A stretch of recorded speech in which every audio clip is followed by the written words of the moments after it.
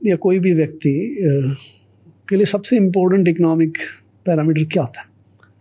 GDP हम लोग बात करते हैं। जीडीपी तो देश हाँ, देश के लिए, व्यक्ति के लिए। पैसे कमा रहा हूँ मैं, कितने कमा रहा हूँ, मैं कितना कमा रहा हूँ, इनकम मेरी क्या है, इनकम, हाँ मेरी इनकम कितनी है, मैं पैसे कितने कमाता हूँ, घर कितने लेके जाता हूँ। तो जीडीपी एक तरह से देश के सारे 140 करोड़ लोगों की कुल मिला के इनकम है। ओके, तो आज देश के सारे लोगों की इनकम कुल मिला के ये आज कितनी है? आज के दिन इसको, अब ये नंबर भी बहुत बड़े हो जाते हैं, लाख करोड़, राइट, लाख करोड़। तो देश की इस समय जो 23-24 की देश की कुल मिला के जीडीपी या टोटल इनकम वो रफली है 325 लाख करोड़, 325 ट्रिलियन इन रुपीस। हाँ, रुपीस। डॉलर्स में कितनी होगी हमारी? डॉलर में हमारी इनकम पिछले साल की थी 3.57 या 3.6 ट्रिलियन।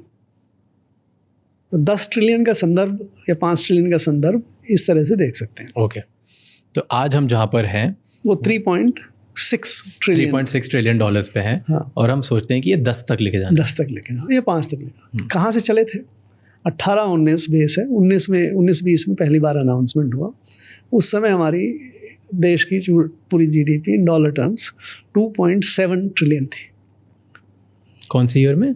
18-19 में। हाँ, राइट। तो ये जो अनाउंसमेंट था 10 ट्रिलियन का पहली बार 19-20 के बजट में हुआ था। उस समय मैं भारत सरकार में था, वो शब्द मेरे लिखे हुए। अच्छा, ठीक है, पीयूष गोयल ने पढ़े थे। राइट। और सहमति के बाद पढ़े थे, बिकॉज प्राइम मिनिस्टर ने भी कहा कि भाई ये हमारी एम्बिशन एस्टैब्लिश होनी चाहिए।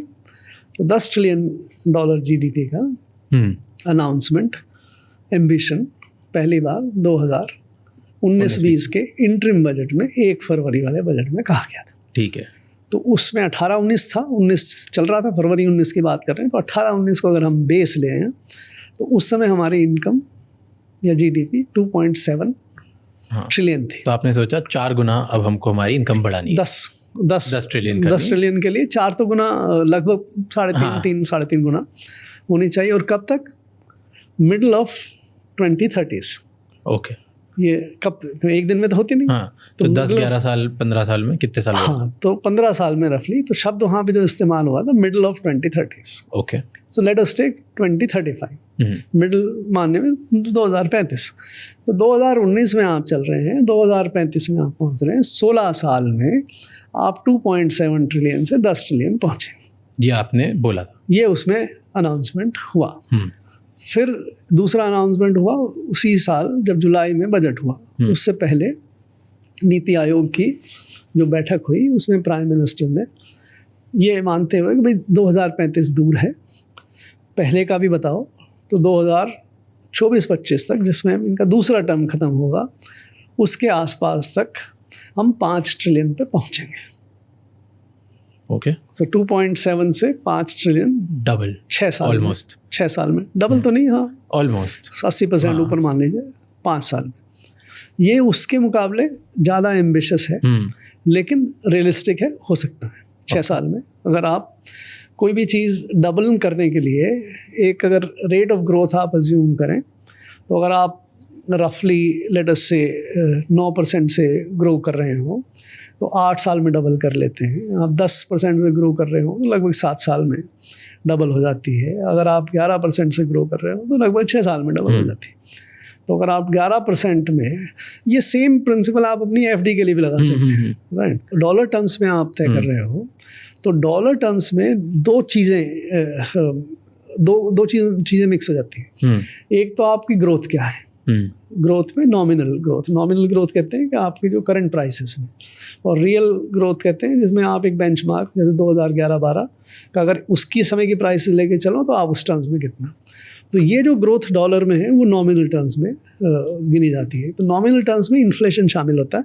तो आज भी हमारी 9-10% की ग्रोथ आज भी है, राइट। ग्रोथ, रियल ग्रोथ पिछले साल जैसे थी 8% थी, इस बार अभी 6% की बात हो रही है, आपने पढ़ा होगा, राइट। सो इस बार 6%, लेकिन नॉमिनल ग्रोथ जो है वो 9-9.5%। तो 11% 9-9.5% से ज़्यादा मुश्किल दूर नहीं है। दूसरा, अगर आपका रुपया डॉलर के मुकाबले अप्रिशिएट हो जाए तो वो ग्रोथ में जुड़ जाता है, और डॉलर के मुकाबले रुपया डिप्रिशिएट हो जाए तो आपकी ग्रोथ घट जाती है। तो अगर मान लीजिए 2% आपका रुपया अप्रिशिएट हो गया तो 2 और 9% आपकी नॉमिनल ग्रोथ हुई तो 11% भी ग्रोथ हो जाती है। 11% की ग्रोथ जो है इतनी डिफिकल्ट नहीं है। 2004 से और 2014 के बीच में हमारी 14% की ग्रोथ थी डॉलर टर्म्स में। 2004 से 2014 के बीच में डॉलर टर्म्स में 13-14%।